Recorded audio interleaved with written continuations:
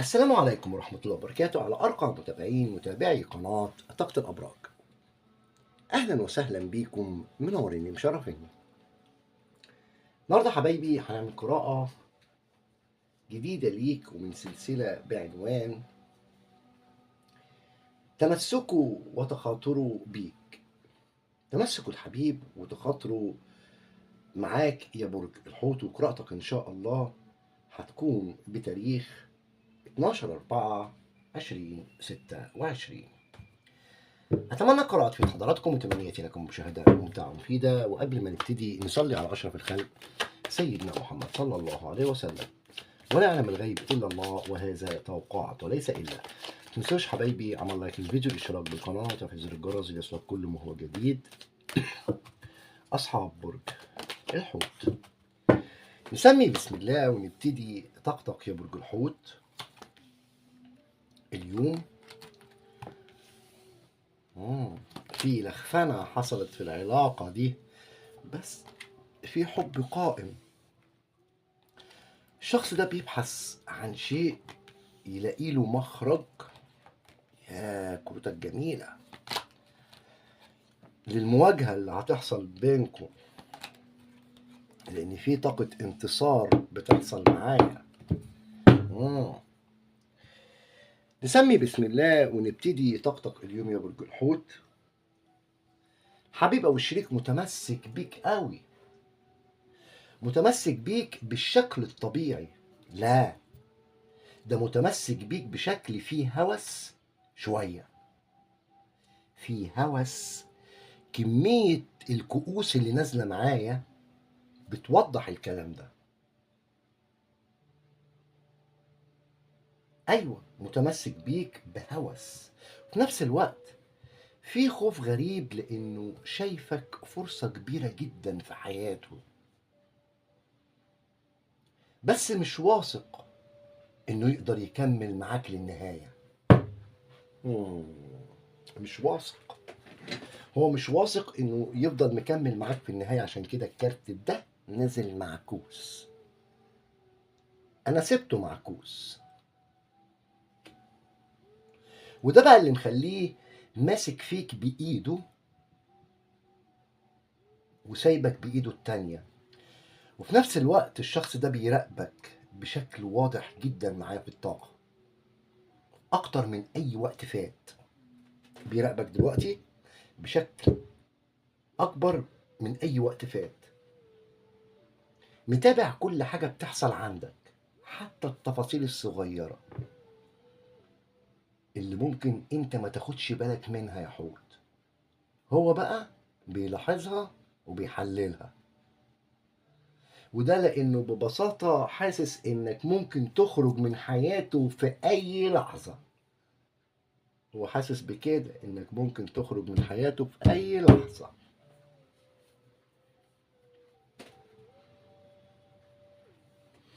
مم. وده بقى اللي مخليه مش مرتاح خالص. كمان في سر مستخبي مهم في الطاقة معايا، ان الشخص ده حاول يبعد قبل كده او يفكر ينسحب، بس ما قدرش، لانه كل مرة بيحاول يبعد يرجع تاني لنفس النقطة، وهي انك مقصر فيه بشكل مش سهل يتكرر. وده بقى يا برج الحوت خلاه يفضل موجود حتى وهو مش ثابت او مش ثابت. كمان في نفس الوقت الشخص ده بيخاطر بيك بطريقة غريبة. يعني ايه؟ يعني ايه؟ يعني ايه بيخاطر بيك؟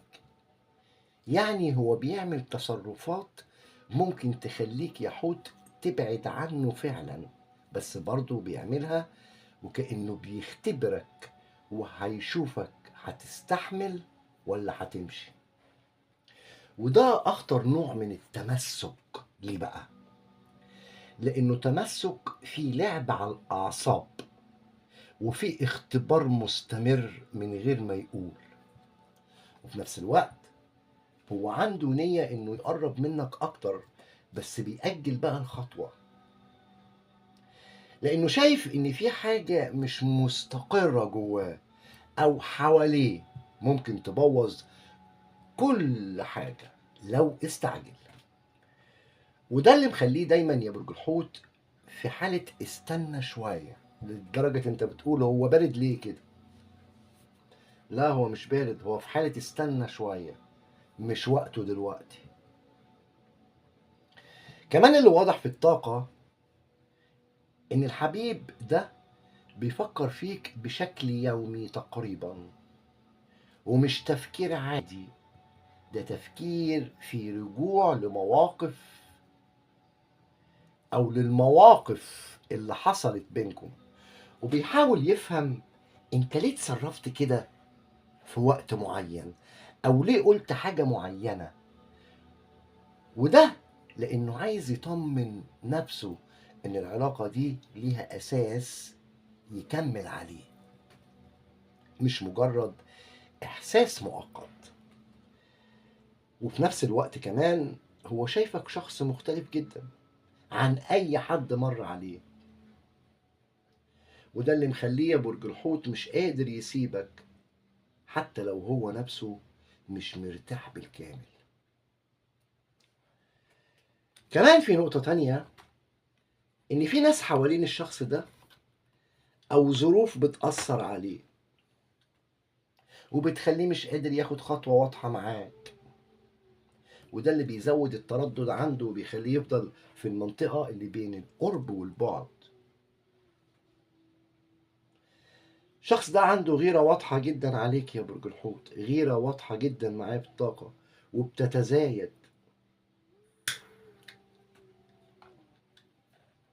حتى لو هو مش بيظهر لك الغيرة دي، هو بيتضايق لو حس ان في حد تاني ممكن يقرب لك، وده بيخليه يتمسك بيك اكتر بس من غير ما يوضح، ويفضل سايبك كده في النص. الشخص ده متمسك بيك فعلا، بس تمسك مش مستقر، تمسك فيه خوف وفيه تردد وفيه اختبار مستمر، وده اللي مخليه يخاطر بيك لانه مش عايز يخسرك، بس في نفس الوقت مش عارف يحافظ عليك بالطريقة الصح. والتمسك اللي هو عايش فيه ده مش ثابت لانه مبني على اساس قوي بس من غير قرار واضح، وده اللي مخليه يدخل في مرحلة اخطر، انه يبدأ يتحرك بس بطريقة متلخبطة شوية. يعني هتلاقيه قرب فجأة ويحاول يفتح كلام او يرجع يتواصل معاك بشكل واضح شوية، بس في نفس الوقت الشخص ده مش هيديك الامان الكامل، مش هيديك الامان الكامل، هو مش مأمان لك ومش هيديك الامان الكامل لانه لسه شايل نفس الخوف جواه، وده اللي مخليه او مخلي رجوعه في شد وجذب واضح. يعني يقرب خطوة ويرجع خطوة كأنه بيجرب الأرض تحت رجليه قبل ما يمشي عليها.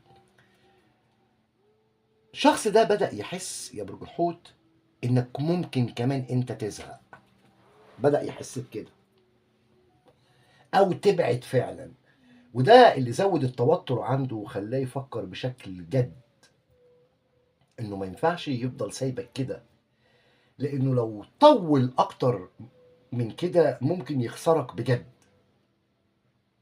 وده اللي هيخليه يتحرك بس بدافع الخوف بقى. بدافع ايه؟ الخوف، مش بدافع الاستقرار. وده بقى فرق كبير يا برج الحوت، لانه هنا بيتحرك من خوف الخسارة انه يخسرك،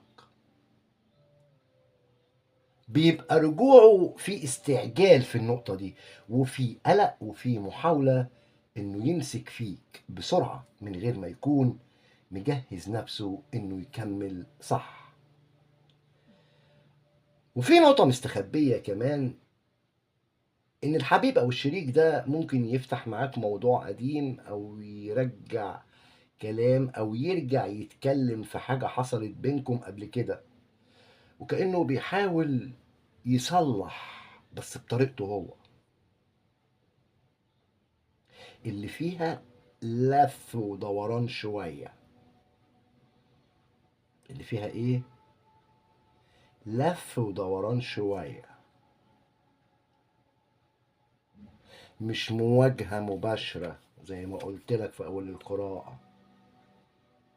وده لأنه لسه مش قادر يفتح قلبه بالكامل، وفي نفس الوقت هو بيحاول يثبت وجوده بأي طريقة حتى لو كانت بسيطة. ليه؟ لأنه عايز يفضل في حياتك يا حوت، ومش مستعد يختفي نهائي. واللي لازم يتقال من الطاقة إن الشخص ده كمان عنده صراع داخلي واضح بين إنه عايزك فعلا وبين إنه مش عايز يلتزم أو يتحط في علاقة تأيده. وده بقى اللي هيخليه طول الوقت محتاج مساحة، حتى وهو قريب محتاج مساحة. وده ممكن يرجع أو يرجع نفس المشكلة القديمة لو ما تفهمش صح. عامة هو بدأ يدرك إن طريقته اللي فاتت هي اللي بوظت العلاقة، وده اعتراف منه صريح. طريقته اللي فاتت هي اللي بوظت العلاقة، وده هيخليه يحاول يغير بقى شوية. بس التغيير ده هيكون بطيء ومش ثابت في البداية، لأنه لسه بيتعلم إنه يوازن بين إحساسه وخوفه. كمان في احتمال قوي إنه يحاول يختبرك تاني يا حوت بعد ما يرجع. يعني إزاي يختبرني يا أبطال؟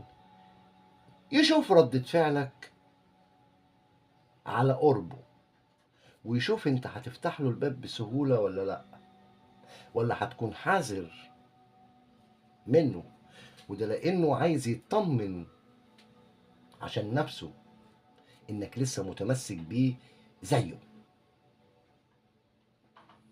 ولا لا. الشخص ده راجع يقرب فعلا، بس تمسكه بيك لسه فيه مخاطرة، لأن الرجوع هنا مش مبني على استقرار كامل، هو مبني على إحساس قوي وخوف أكبر. وده معناه إن العلاقة قدامها طريقين يا برج الحوت: يا إما ارتباط وتتظبط صح لو قدر يثبت ده وياخد قرار واضح، يا إما ترجع لنفس الدوامة تاني لو فضل بنفس الأسلوب القديم اللي فيه قرب وبعد من غير وضوح.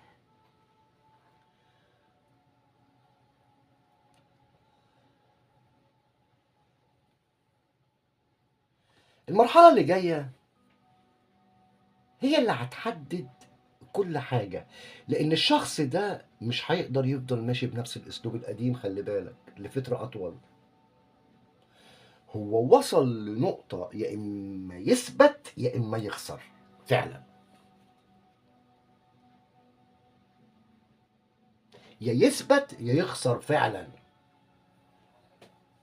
وده واضح من الطاقة إن في مواجهة هتحصل. الكارت ده هو اللي بيتكلم. بص، المواجهة دي والمواجهة دي، في حد رافض المواجهة.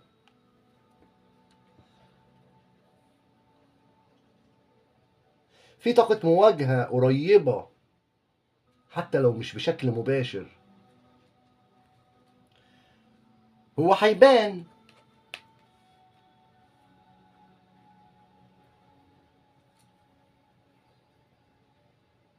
أكتر، وهيحاول يكون موجود، هيحاول يثبت إنه مختلف عن الأول ليك، هيحاول يثبت ده. بس في نفس الوقت هيبقى مراقبك أكتر من أي وقت فات، لأنه عايز يعرف أنت هتديله نفس المساحة ولا لأ. وده معناه إنك يا حوت هتبقى في اختبار حقيقي معاه، مش اختبار كلام، ده اختبار أفعال. ليه؟ لأنه هيتحرك بس مش هيكون واثق بنسبة 100%، فهتلاقيه يعمل خطوة صح وبعدها يرجع يشك تاني. وده لأن الخوف اللي جواه لسه موجود وما اختفاش. هو عنده نية إنه يصلح بصراحة، بس مش عارف يبدأ إزاي. وده اللي ممكن يخليه يعمل تصرفات متلخبطة، كارت الساحر معايا بيقول ان هو عايز يشوف حل. هنا بقى هيتلخبط ويعمل تصرفات متلخبطة، اوقات يقرب زيادة واوقات يختفي شوية، وكأنه بيحارب نفسه مش بيحارب العلاقة. وده مهم جدا. ليه؟ لان ده معناه ان المشكلة مش فيك انت، المشكلة في صراعه هو. هو مش عارف عايز ايه، هو في نقطة مستخبية جواه. الشخص ده شايفك آخر فرصة ليه، ومش فرصة عادية، لا، ده انت فرصة لو ضاعت مش هتتعوض بسهولة. وده اللي مخليه متمسك حتى وهو بيخاطر معاك. ده اللي بيخليه يرجع تاني وتالت ورابع حتى لو حصل بعد تاني، لأنه مش قادر يقفل الصفحة دي بشكل نهائي يا حوت. في نفس الوقت هو بدأ يفهم إنك مش هتفضل مستني طول العمر، ويمكن انت لمحت له بده. وده اللي هيخليه يسرع خطواته شوية الفترة اللي جاية، بس السرعة دي هتكون نابعة من خوفه انه يخسرك مش استقراره. وده اللي ممكن يخلي الرجوع في الاول فيه استعجال وبعدها يرجع يهدى تاني. وده لازم يتفهم كويس عشان ما يتفسرش غلط. النقطة بقى اللي لازم تاخد بالك منها، ان الشخص ده لو حس انك بدأت تبعد بجد يا حوت، او انك مش مهتم زيه، ساعتها بس هيتحرك. يعني هدده يا ابطال، هدده، هدده ان انت هترحل، ساعتها هيتحرك بشكل اقوى وهيبان تمسكه بيك اكتر، تمسكه الحقيقي، لانه هنا بيشتغل بدافع الخسارة مش بدافع الامان بقى. وده معناه ان ردة فعلك في المرحلة اللي جاية هي اللي هتحدد الشكل قدامك او شكله هو قدامك. هل هيكمل ويثبت ولا هيرجع لنفس النمط القديم؟ في النهاية الحكم القاطع من الطاقة إن الشخص ده متمسك بيك فعلا، بس تمسك غير ناضج وغير واضح، تمسك في حب وفي خوف وفي مخاطرة. وده اللي مخلي العلاقة دي واقفة على حافة، يا إما تتحول لحاجة قوية جدا لو قدر يتغير وياخد قرار واضح، يا إما تنهار تاني لو فضل بنفس الأسلوب اللي هو فيه، اللي هو اختبار ولعب على الأعصاب. والقرار هنا مش عنده لوحده، القرار كمان عندك انت يا حوت. انت، عفوا، يا اما تقبل التمسك ده بالشروط الجديدة، يا اما ترفض المخاطرة دي وتختار نفسك.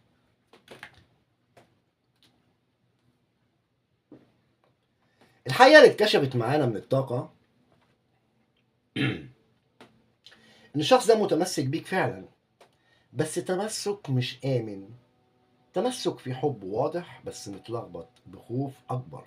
وده اللي خلاه يقرب ويبعد ويخاطر بالعلاقة بدل ما يحافظ عليها. هو مش قادر يسيبك ومش قادر يمسك فيك صح، وده اللي مخليه واقف في نص الطريق، لا هو اختارك بشكل كامل ولا هو سابك بشكل نهائي. وده نوع خطير لأي وضع، لأي علاقة، لأنه بيخليك دايما معلق مستني حاجة مش واضحة، مش مضمونة.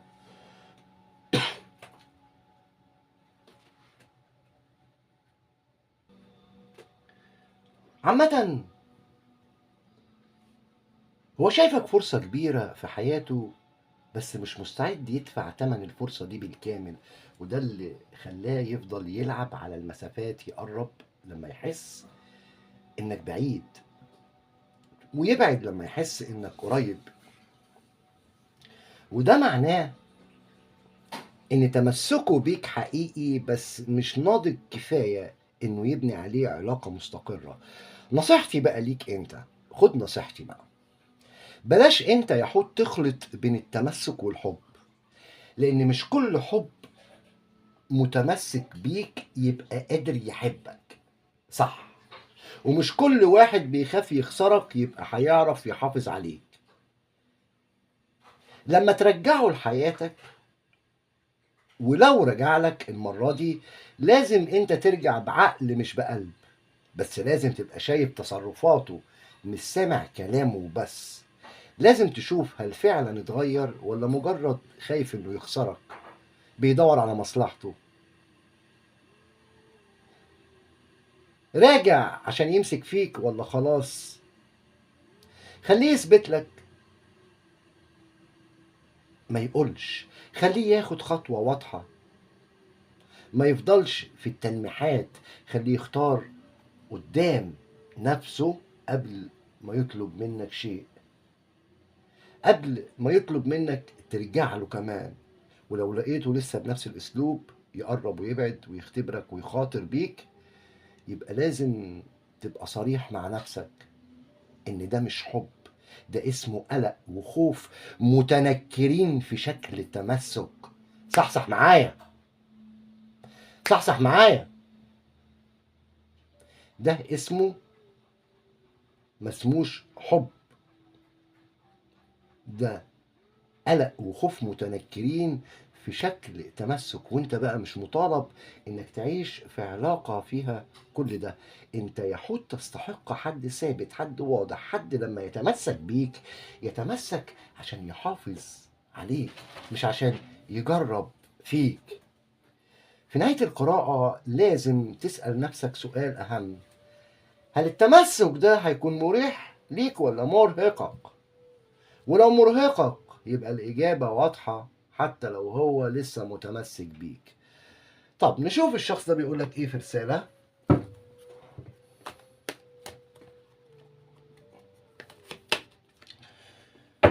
وجودك في حياتي يعني العالم بالنسبة لي، متمسك بيك. بيقولك وجودك في حياتي يعني العالم بالنسبة لي، انت عندي بالدنيا كلها. ودي كانت قراءتك اليوم يا برج الحوت، اتمنى لك السعادة والهنا على طول الدوام. انتظروني حبايبي في فيديو اخر اترككم في رعاية الله وامنه، والسلام عليكم ورحمة الله وبركاته.